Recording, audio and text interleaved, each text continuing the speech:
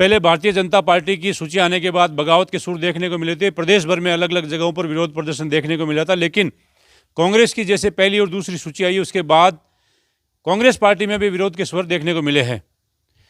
हाल ही में ज्योति मिर्धा के कांग्रेस छोड़कर भारतीय जनता पार्टी में आने के बाद नागौर की राजनीति में उठापटक का दौर शुरू हो गया है।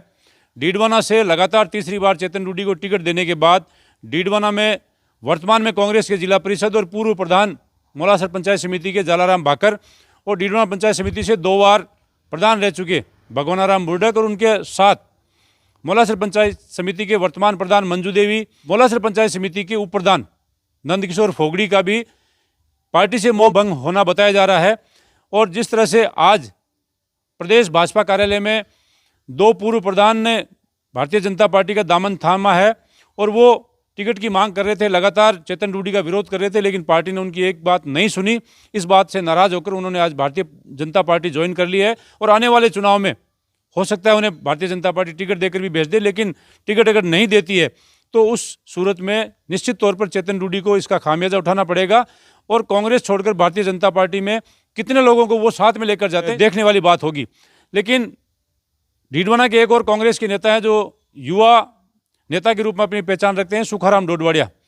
उन्होंने भी लगातार कांग्रेस की टिकट की मांग की थी।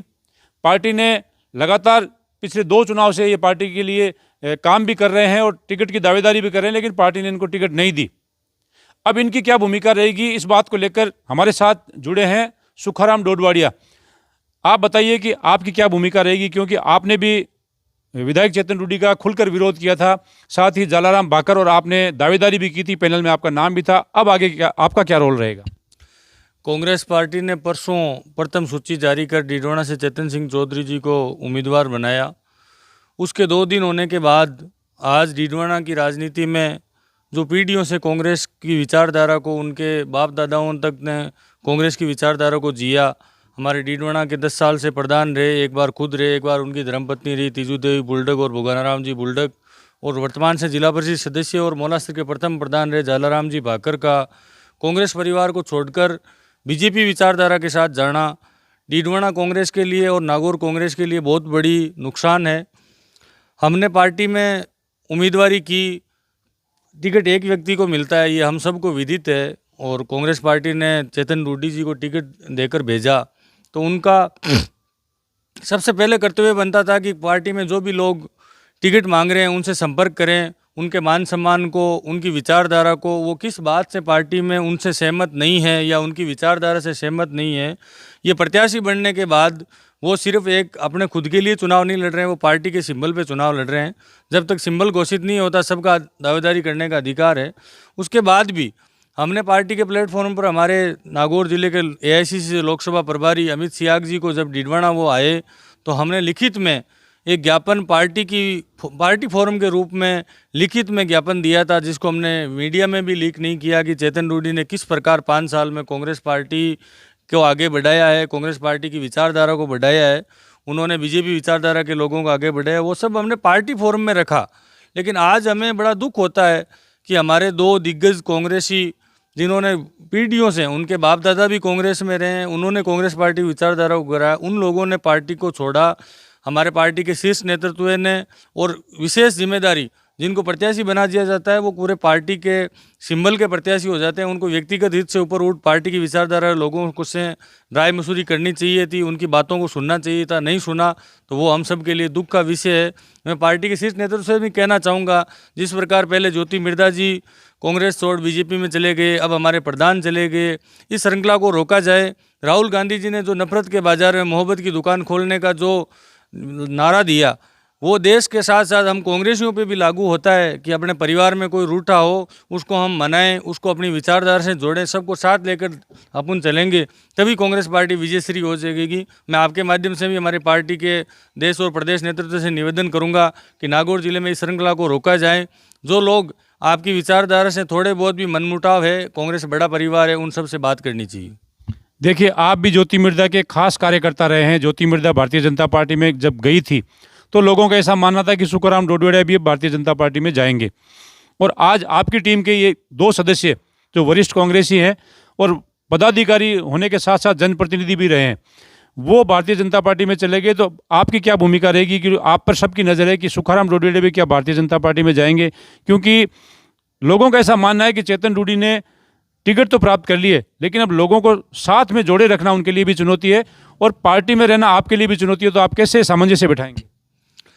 सबसे बड़ी बात जो पूरे जिले भर से हैं और हमारे प्रभारी जी ने भी हमें अवगत कराया कि लोग आपकी फ़ोटोएं भेज रहे हैं कि आप ज्योति मिर्धा जी के समर्थक रहे हैं। मैं कांग्रेस पार्टी का सबसे बड़ा समर्थक रहा हूं और ज्योति मिर्धा के विचारों से मैं बहुत सहमत था, आज भी हूं, कि उन्होंने जब तक कांग्रेस पार्टी में रही बड़ी ईमानदारी से पार्टी की सेवा की, बड़ी ईमानदारी से किसी भी चुनाव में आप रिकॉर्ड उठा के देख सकते हो। आप भी नागौर की राजनीति को बहुत करीब से जानते हो। ज्योति मिर्धा ने जिसको भी कांग्रेस पार्टी का सिंबल जिले में जिस भी प्रत्याशी को मिल गया उसका कभी विरोध नहीं किया।